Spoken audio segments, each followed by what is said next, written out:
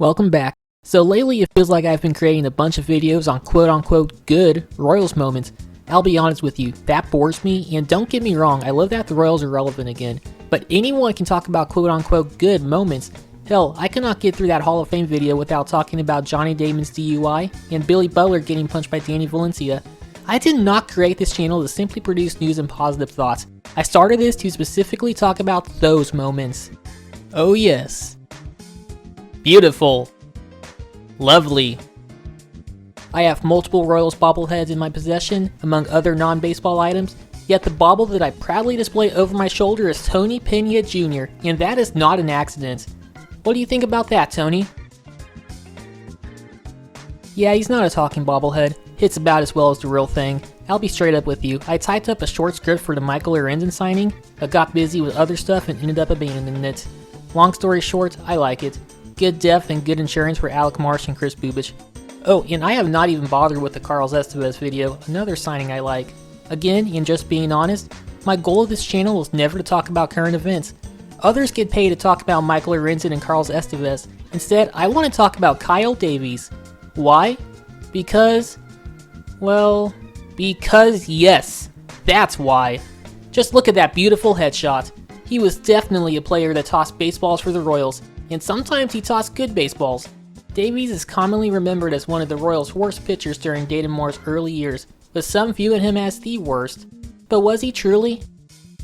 Davies was drafted by the Atlanta Braves in the 4th round of the 2001 draft out of high school.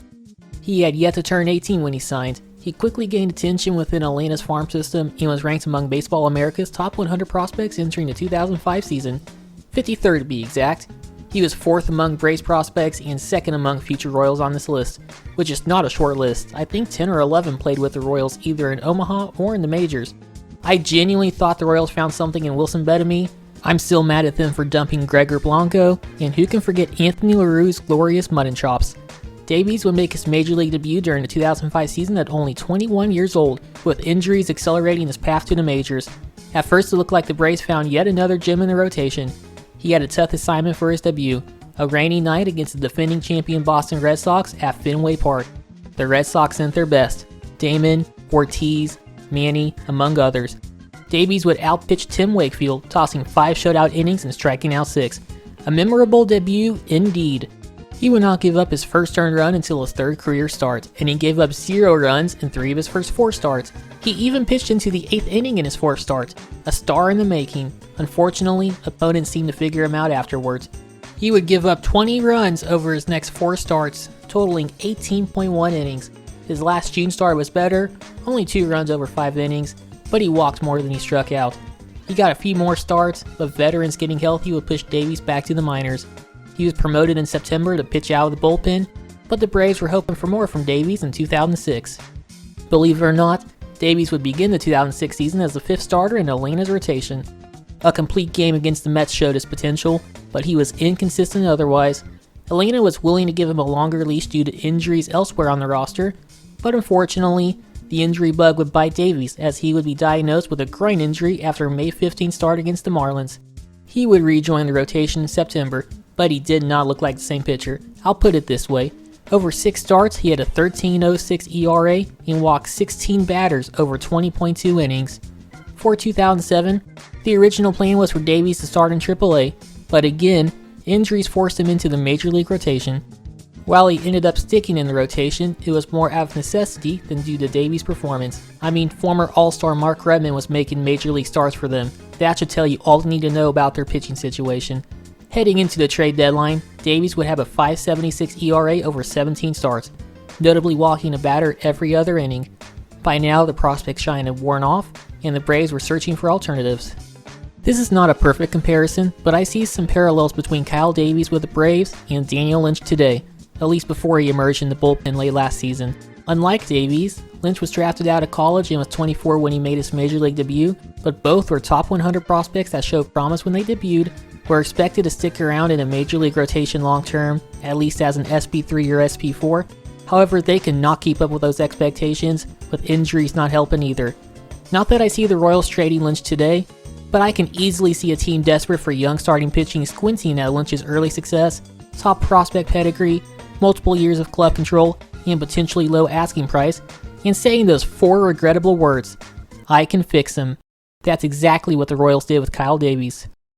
2007 was Dayton Moore's first full season with the Royals as their general manager, previously spending several years with the Braves. The Royals entered the season with 3 highly ranked prospects: Alex Gordon, Billy Butler, and Luke Hochevar. Despite that, the prospect depth behind them was not great, and there was a severe lack of potential starting pitchers. The major league rotation was not much better. Gil Mesh was making Dayton look like a genius. Brian Bannister finished 3rd in the Rookie of the Year standings, even earning the first place vote. But that's about it. Zach Greinke was re-emerging, but it was still unknown, at least at the time, if he would stick in the rotation or the bullpen. There was optimism surrounding Hochevar, but another young starter would be great. Davies made a lot of sense. He was still only 23, had 4 years of club control after 2007, and Dayton was familiar with him from his time with the Braves. Maybe he knew what was wrong with him. On July 31st, the Royals would acquire Davies for closer Octavio Dotel. Dotel was on a 1-year deal and was set to become a free agent in a few months. This gave the Royals a chance to hand the closer role to Joakim Soria full-time, a move that seemed to work out. To acquire Davies for a rental reliever was honestly a win, especially considering relievers were not valued too highly at the time.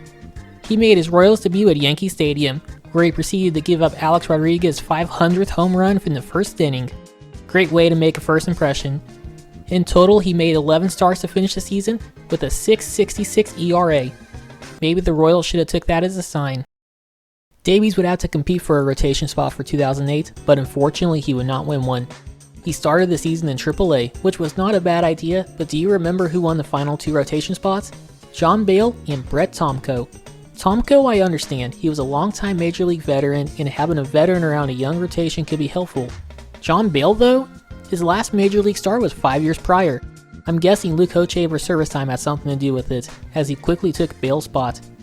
The Royals quickly bailed on John Bale, right?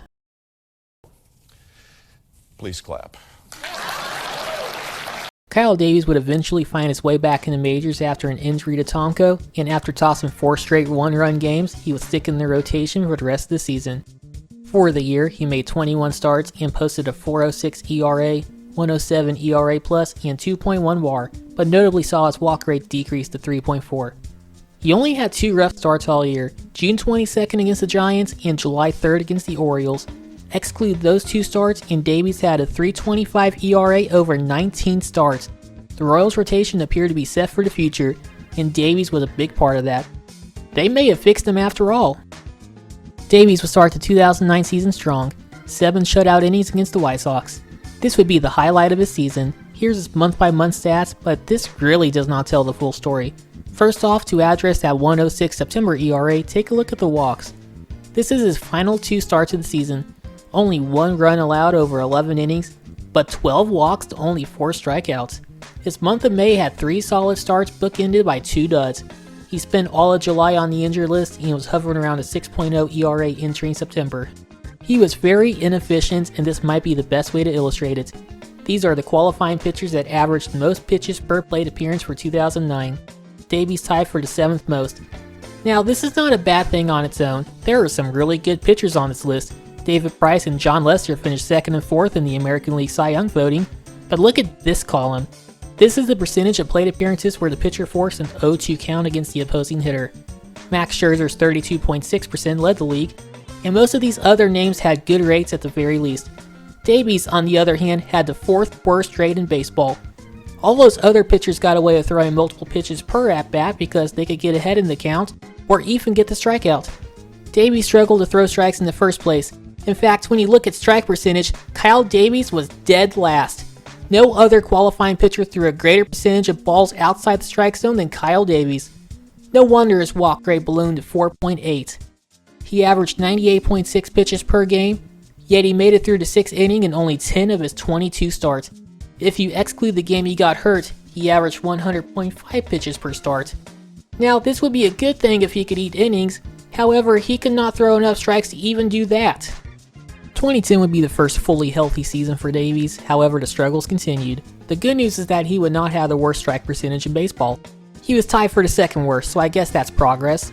He forced the 6th fewest 0-2 counts, technically an improvement, though teammate Brian Bannister would have the worst rate. I would post up his 2009 and 2010 stats, but I'm not sure it's worth my effort to mock up that slate. Bad. It was bad, but not Jordan Lyles bad. In fact, he was still somehow worth a win above replacement level over each of those seasons. Even on that 2010 team, he was third among starting pitchers in WAR, though Luke Hochevar in fourth missed half the season, and Bruce Chin in second tossed 43 fewer innings. I'm not trying to convince anyone that Kyle Davies was a good or even average pitcher. He was not. But here's the thing. Davies had a reputation for being one of the worst pitchers during that era, if not the worst, though that may not be the truth. Davies was not the worst pitcher in Kansas City during that time, not even the worst starter. He could throw a dart at the 2009 bullpen and easily land on a pitcher that was worse. With that being said, Davies may have been the most frustrating. Similar to MJ Melendez hitting a home run right when the doubters shout the loudest, Davies would toss a gem when it appeared time to move on. This was part of the reason why he remained in Kansas City for as long as he did. The potential was always there, just never the consistency. Davies would enter the offseason as a non-tender candidate, however the Royals opted to keep him for his last season of club control. He started the year in the rotation and hit in April with a 7.98 ERA. That included 2 quality starts, one of which saw him strike out 7 and walk none against Cleveland. Too bad the bullpen let him down. His season came crashing down on May 16th. He walked 3 of the first 4 batters, then motioned to the dugout. He was removed from the game and would later go on the injured list. If this game sparks some bad memories, well, it should. Not because of Davies, and not because of Nate Adcock following him. I'll try and keep this as PG as possible, but this game is better known for the meltdown caused by this belly itcher. Do I need to say anything else? This game deserves its own video. I'll save my rage for then. Davies would come back in July, joining a 6-man rotation for some reason. On July 25th, he tossed 6 quality innings against the Boston Red Sox at Fenway Park, against the same team and in the same ballpark he made his debut at. 6 strikeouts, 1 walk, 1 run allowed. This was his 99th and final start for the Royals. There was reportedly trade interest in Davies, but the Royals opted not to trade him. The Kansas City Starlink no longer works, not even a Wayback Machine. But as far as I am aware, the trade interest was minimal, and I'd be surprised if the offers involved more than cash considerations. A right shoulder injury sent Davies to the DL one day after the trade deadline, and he was later released to make room for a young catcher named Salvador Perez. He spent 2012 rehabbing from shoulder surgery, and would bounce around Minnesota and Cleveland's minor league systems for 2013 and 2014. Now, you would think Kyle Davies' major league story ends here. Believe it or not, it does not, and you'll soon thank me for a free immaculate grid answer. Entering the 2015 season, the New York Yankees signed Kyle Davies to a minor league deal, and he would be promoted to the major league roster ahead of an April 12th matchup against the Boston Red Sox, but at Yankee Stadium, not Fenway. Red Sox starter Clay Buchholz paid homage to Kyle Davies by giving up 7 runs in the first inning. The Yankees pulled away further and needed someone to eat some innings to finish out the game. Enter Kyle Davies, who had not thrown a major league pitch since he was with the Royals 4 years prior. He entered in the 7th inning, his first relief appearance since he was a rookie with the Braves. Of his 38 pitches, 26 were strikes. He struck out 2 and walked none. He actually looked good out of the bullpen, and maybe he had something left to contribute in middle relief. Unfortunately, he never got an extended chance. He was designated for assignment the next day, later being outrighted right back to AAA. He spent the 2016 season in Japan and the 2018 and 2019 seasons in Indie Ball, but that appears to be the end of his playing career. When the Royals released Kyle Davies during the 2011 season, he was only 27 years old. He had youth on his side, but even in his minor league stints afterwards, he never really stood out. It's worth mentioning that he remained a starter throughout his post-Royals career. Could he have had success as a reliever? I'm not saying he would have been Wade Davis, but I'm surprised an attempt was never made. Luke Hochevar made the move after his age 28 season. According to Baseball Reference's similarity scores, the pitcher most similar to Hochevar at that point in his career was, believe it or not, Kyle Davies. And looking at the same chart for Davies himself, Jamie Wright's name pops up quite a bit. Wright, like Davies, made his debut at 21 years old, but found himself in major league rotations for a few years longer. He started relieving during his age 31 season, the same age Davies was when he made his Yankees appearance. Wright became a full-time reliever a couple years later, and would pitch until his age 39 season exclusively out of the bullpen. Maybe Davies could have had a few more seasons in the majors if he converted to relief. Maybe he could have stuck in the rotation if not for injuries, not just to himself but also to his Braves teammates that forced his promotion at 21 years old, which accelerated his development. I know many will call him the worst Royals pitcher during this time, though I feel it would be more appropriate to just say he was wildly inconsistent. Even at the end of his Royals tenure, the potential was there, just never the consistency. It's officially baseball season. Want to join me on this crazy journey? Then like and subscribe. You can even share this video if you're so inclined. I've already documented even more painful memories. I mean, who can forget Dusty Coleman? Maybe one day I'll talk about Vin Mazzaro. Don't worry, I sometimes talk about happier moments. One of the best moments of the 2010 Royals was Brian Bullington two-hitting the defending champion New York Yankees. I'm also on Blue Sky, which is starting to gain some popularity. Feel free to follow me there. Until next time. That consistency is what you're looking for from start to start. And you know that's the game we thought that he'd really get through and give a quality start, but didn't get through 5. So there's really no rhyme or reason for the inconsistency from game to game.